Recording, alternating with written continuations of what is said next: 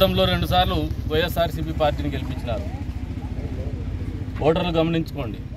ఒకతనేమో గోడ దూకి పారిపోయినాడు, మళ్ళీ ఇంకొకసారి మళ్ళీ వెనక్కు గోడ దూకి పారిపోయినాడు.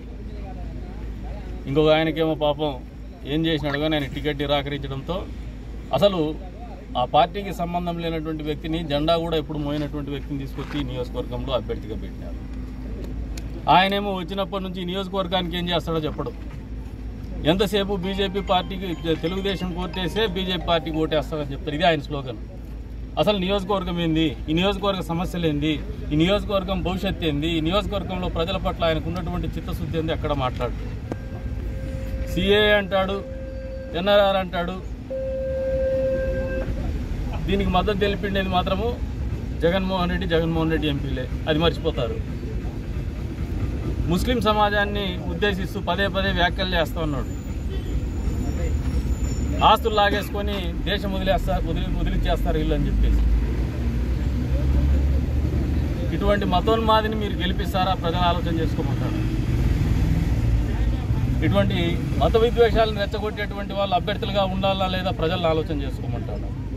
గడిచిన 20 సంవత్సరాలుగా 4 సార్లు పోటీ చేసిన, ఒకసారి ఎమ్మెల్యే గెలిచుండొచ్చు. ఎప్పుడు కూడా ఈ నియోజకవర్గంలో మత విద్వేషాలు రెచ్చగొట్ల. హిందూ ముస్లిం బాయి అనే విధంగానే బతికినాం. ముస్లింల పరిరక్షణ కానీ, ముస్లింల అభ్యున్నత కానీ, ముస్లింల కష్టాల్లో కానీ అనునిత్యం ఆలోచన చేసినాం.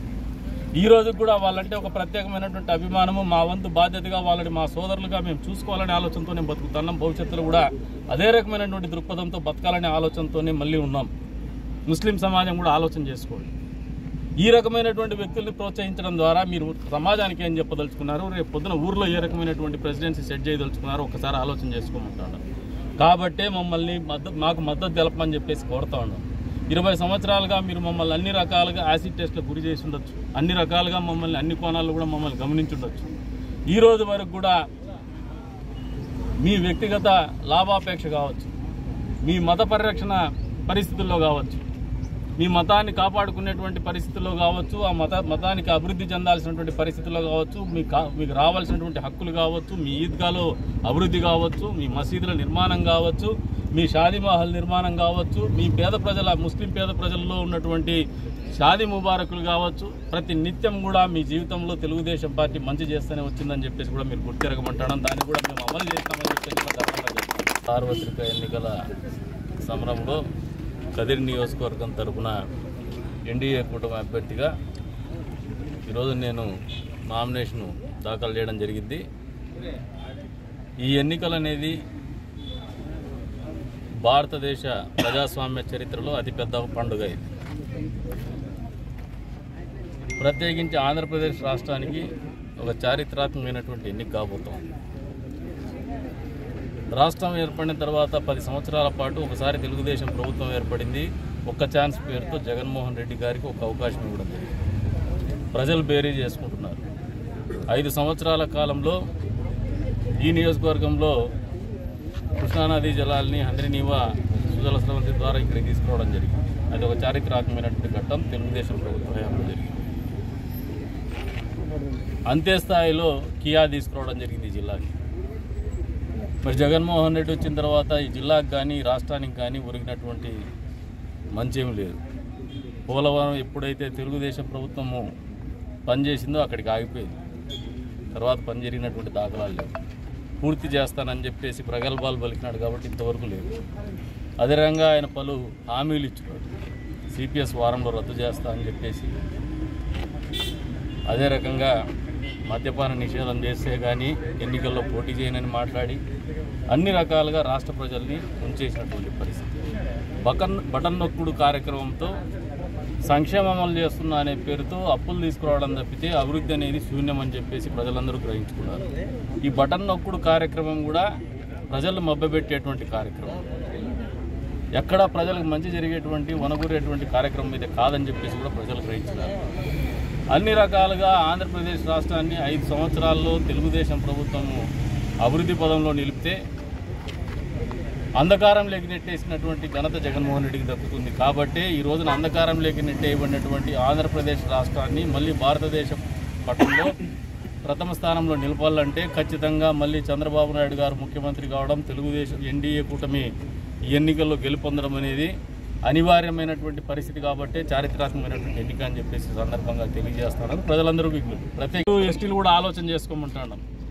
ఎస్సీ ఎస్టీ సోదరులు ఈ 4 సంవత్సరాల 9 నెలల కాలంలో డాక్టర్ సుధాకర్ అనే ఒక ఎస్సీ డాక్టర్ని ఒక పిచ్చోడి కింద ముద్ర వేసి మరీ పిచ్చి కుక్కను చంపేసినారు. ఒక అతను మద్యం రేటు పెరిగిందని చెప్పి మాట్లాడితే ఆయన్ని శవంగా తెలిసి అది ఏమైందో కూడా తెలియనటువంటి పరిస్థితిలో అది ఆత్మహత్యగానో లేదంటే గుండెపోటుగానో చిత్రీకరించిన సొంత బాబాయినే హత్య చేసి గుండెపోటుగా మాట్లాడినటువంటి ప్రముఖులు రాజ్యం వెళ్ళినారు. గత 4 సంవత్సరాల 9 నెలల కాలంలో ఆలోచన చేసుకోమంటాడు ముస్లిం సమాజాన్ని, ప్రత్యేకించి సభ్య సమాజాన్ని.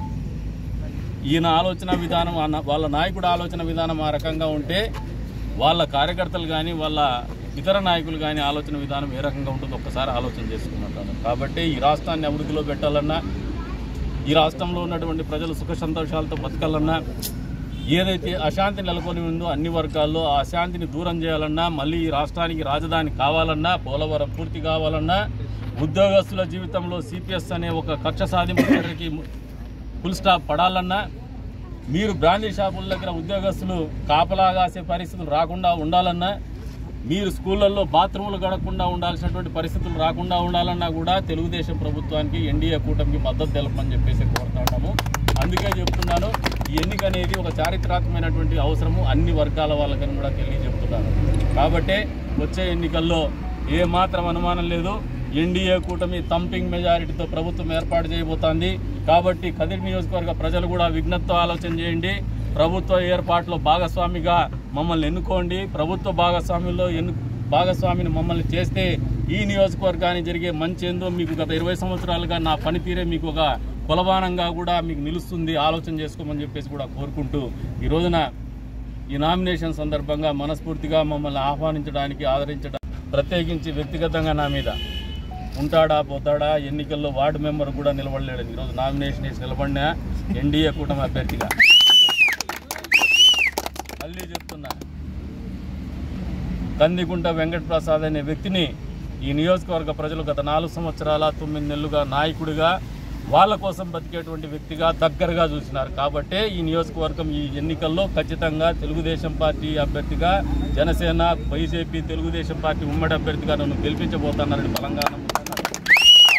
ఆ నమ్మకానికి కూడా కారణం ఏమంటే నా వ్యక్తిత్వము, నా వ్యక్తిగతంగా నేను ఈ సమాజం పట్ల చూపించినటువంటి అంకితభావం, నా కమిట్మెంటే నన్ను గెలిపిస్తుంది. మా చంద్రబాబు నాయుడు గారి దార్శనికత అనేది ఖచ్చితంగా పనిచేస్తుందని చెప్పేసి కూడా ఈ సందర్భంగా వాళ్ళందరినీ కూడా కోరుకుంటూ మరొకసారి ప్రజలందరినీ కూడా మమ్మల్ని వచ్చే ఎన్నికలు ఆశీర్వదించమని చెప్పేసి కూడా కోరుతాను. నిలబడిన ఎన్డీఏ కూటమి అభ్యర్థిగా మళ్ళీ చెప్తున్నా,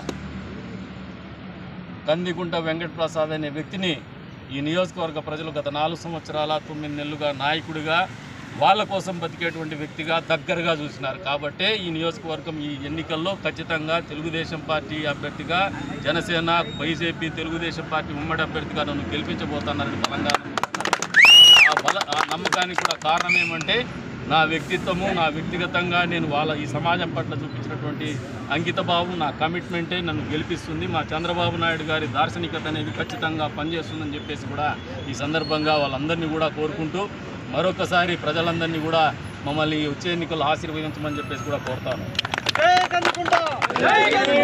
ఒకరికి కూడా హృదయపూర్వకంగా ధన్యవాదాలు తెలుపుతున్నాను. ప్రత్యర్థులు సవాళ్లు విసురుతానే వచ్చినారు.